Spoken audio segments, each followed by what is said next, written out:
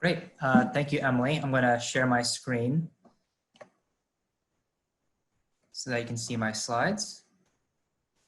And then we're going to do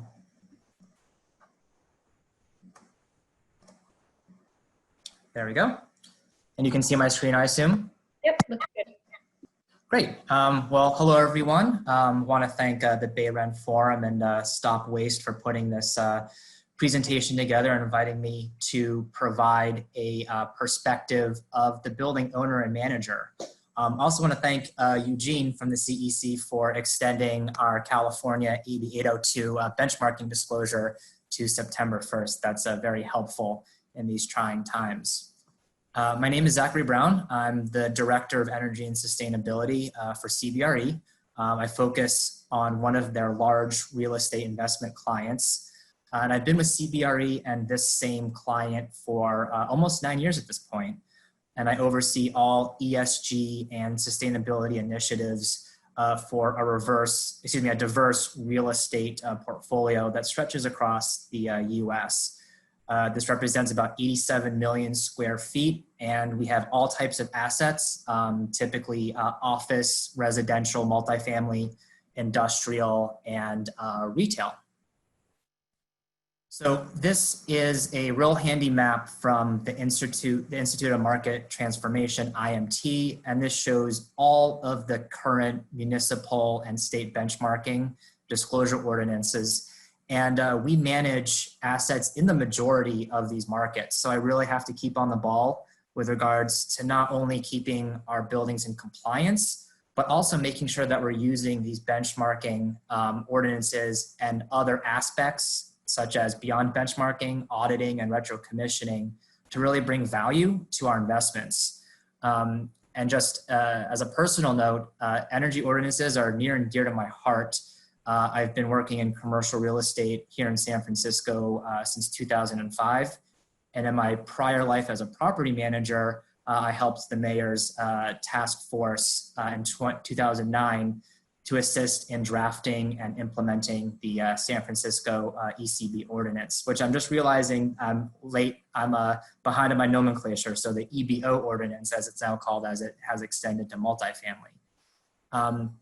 But I know we've touched upon this topic elsewhere from other presenters, but I want to just echo the sentiment that a truly successful ordinance relies on strong public and private partnership because we, the building owners, we really want these ordinances to not only be feasible, but also to bring direct and indirect value to us. Today, however, I want to focus on a couple case studies for you guys and go through each type of building and what the trials and tribulations are for each type of asset. Starting with office, that's first up. And because I'm dealing with a client, I had to anonymize the names of the buildings. So please use your imagination accordingly, but hopefully you get enough out of it by how I describe them. So first up is an office building located in San Francisco. So we had to comply with both the San Francisco EBO as well as AB 802. Granted, San Francisco came online about 10 years ago at this point, so we have been submitting to San Francisco for quite some time now. And fortunately, like many other, if not all other municipal California ordinances, they send the data automatically to the CEC, so that saves us a step, so super helpful there. So this building is a quote unquote typical high-rise office building, which we really used as a test case to set up the EBO ordinance back in 2009. Knowing what type of leases are in effect at these types of buildings is super helpful in understanding where to get data and data coverage. So typically in these multi-tenant office buildings, we're typically dealing with gross leases and modified gross leases where the tenant is paying a base rent. They also participate in expenses such as taxes and insurance, and the energy costs are first paid for by the landlord due to the building being master metered, and then those expenses are passed through to the tenant on a pro rata or per square foot basis. There are, however, a few first floor retail tenants on the first floor that are triple net, which means that they are paying their energy bills directly to the utilities. So setting up the stage there. Moving on to some challenges and opportunities and outcomes that we have from benchmarking this type of asset.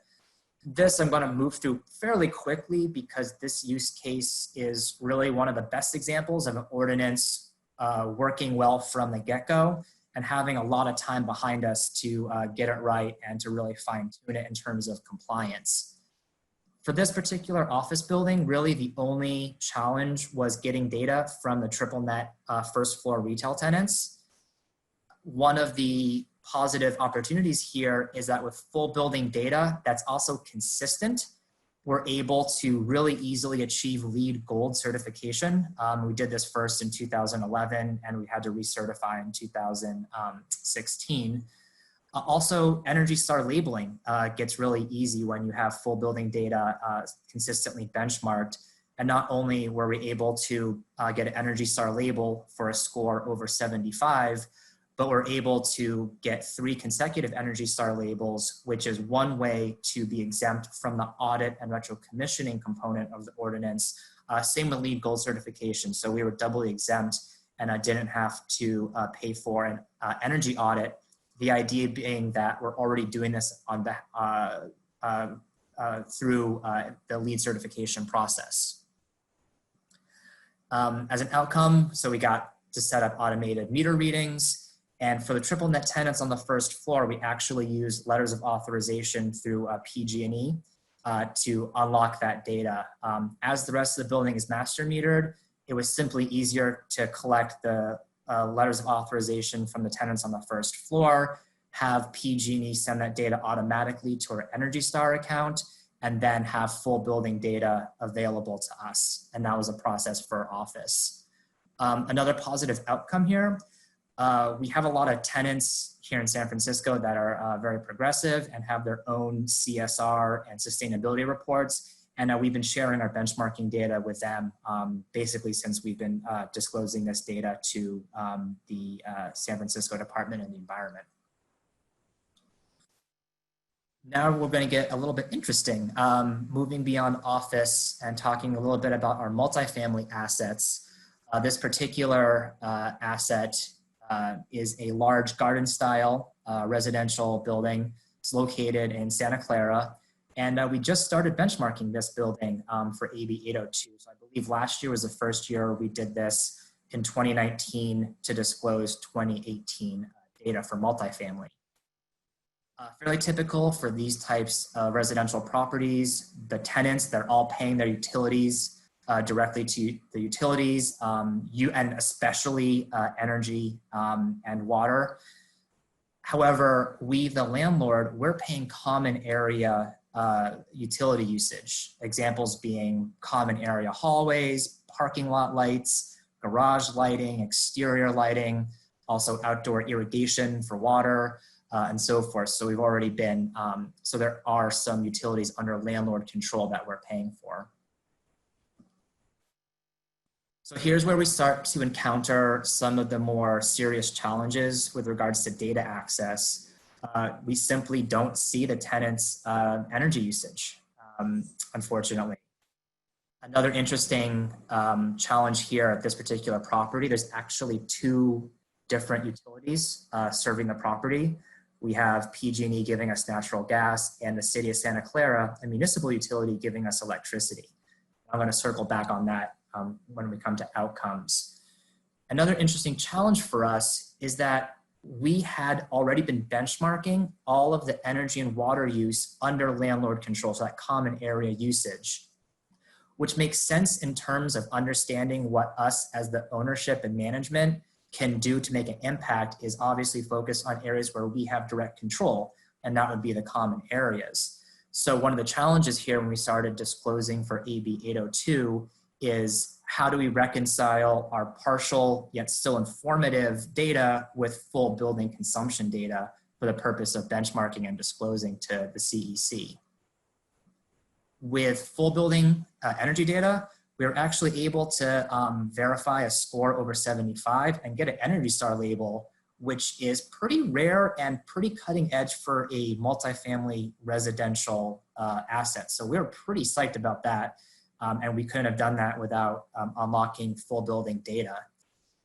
This also is a benefit to us as we serve multiple funds, and those funds participate in something called GRES, which is the Global Real Estate Sustainability Benchmark. And this is a way for real estate funds to compete with their peers and benchmark their sustainability and ESG performance and attract investors. So this was huge for us to point to this multifamily asset as being Energy Star labeled and getting full data coverage for this GRESB assessment. All in all, data wasn't too difficult to get for us as this was a residential building with tons of tenants. We're well over the threshold to have the utilities disclose that aggregated data to us. So we just had to provide proof of ownership. And Ben touched upon this earlier, and each utility has its own portal and procedure for mapping addresses and meters and so forth, which is, I'm not gonna lie, can be an administrative lift and can get onerous depending on the utility, but it's reasonable, especially if we don't have to worry about getting tenant authorization for this particular example.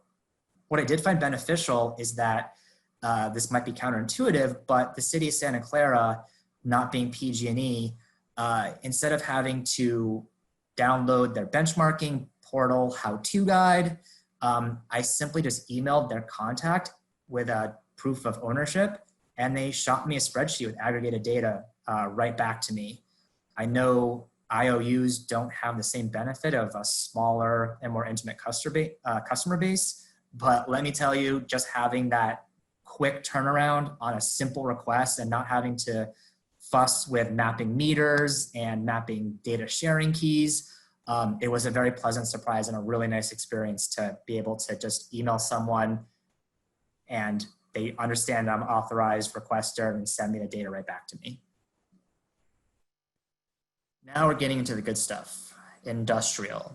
And I want to be sure that as far as when we say industrial, us in the commercial real estate sector, we say industrial, we're not talking about manufacturing, we're talking mostly about warehouse distribution centers. So also think about a really popular asset type now is like an Amazon logistics center. That falls under this broad umbrella of what we call industrial sites. Here we're dealing with Los Angeles, the EBEWE, the City of LA's existing buildings energy and water efficiency program. Note that this example also includes water benchmarking in addition to electricity and gas. Lease type, this is strictly triple net, so our tenants here are paying all of the utilities directly. We have no common area, meters, consumption, no insight into the operations of the building at all. It's all under the tenant's responsibility and payment. So here we get into some significant challenges. Data access above all, because the tenants here, again, think of large distribution centers, they're well below the threshold to trigger that requirement on behalf of the utilities to give us data with proof of ownership. We had to go get tenant letters of authorization, which depending on the tenant, can be a huge pain. And also here in LA, and if my understanding is correctly, I believe this is the only ordinance that requires a registration fee. It requires the buildings register and also pay a fee. The fee is nominal. It's, I believe it's approximately $65 for this particular registration. But considering that a lot of these ordinances are being coordinated by people remotely, such as myself, like a sustainability director, that has to be done at the property level, and that can get real muddled and complicate a task unnecessarily. Also, I want to note that LA also has a fine, and they're interesting in that they have a very specific fine. If I remember correctly, it's $212. And this is the only fine I've ever received from an ordinance for non-compliance, even though we did comply. We sent them the disclosure, it was on time. Granted, it was the day before it was due. FYI, if any of you have worked with property management and building owners, we do like to take our time, and we'll take right up against the bench a deadline to get it done, but we got it done. We received a fine almost instantly for the $212. And I sent the proof that we sent it on time, all of our backup, the confirmation from Energy Star, sent it to LADWP, the Department of Water and Power. They turned around and said, this isn't us, sent it to the building inspection department and sent it to the BID, and they couldn't figure it out. And by that time we said, it's only $212, let's just pay it. In my opinion, that does not incentivize compliance. It really puts a bad taste in our mouths and makes us cynical about the whole process. If there's no incentive to comply, if we're going to get fined anyways, and if the fine is a nominal $212, there's really not a lot of incentive for us to get this to work. Another thing that works against us here is ultimately, we really don't know much about what the tenants are doing in their spaces and about their operations, as they have full operational control. And they themselves are really the only ones that benefit from tracking their own usage against their own KPIs and internal thresholds. Neither side is really incentivized to get this to work. For us, the owner, we want to get it done simply for compliance. For the tenant, they kind of want us off their backs to stop asking for letters of authorization or to ask them to share data.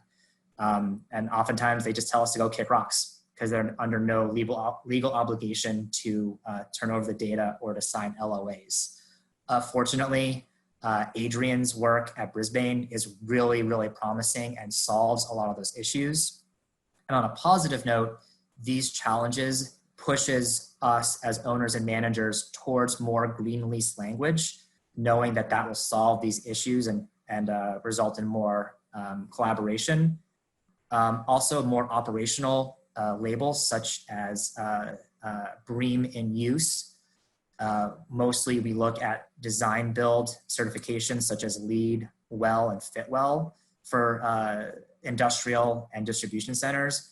But if we unlock more data, we can get more operational labels, which benefits our cachet with respect to our investors.